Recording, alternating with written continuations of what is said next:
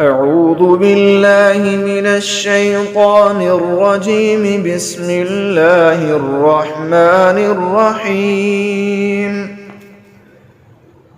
فلما ذهبوا به وأجمعوا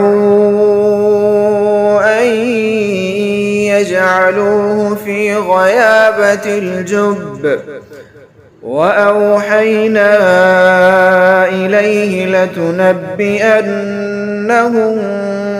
بأمرهم هذا وهم لا يشعرون. وجاءوا أباهم عشاء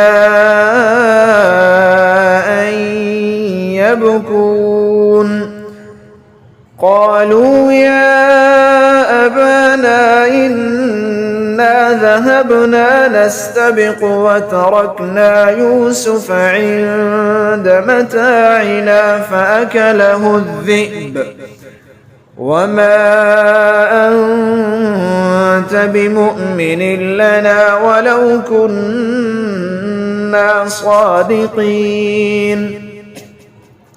وجاءوا على قميصه بدم كذب قال بل سولت لكم أنفسكم أمرا فصبر جميل والله المستعان على ما تصفون.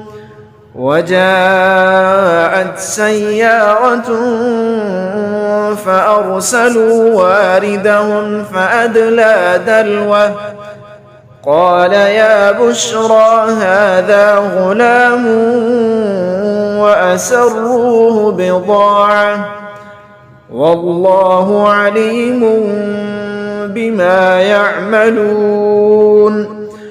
وشروه بثمن بخس دراهم معدودة وكانوا فيه من الزاهدين.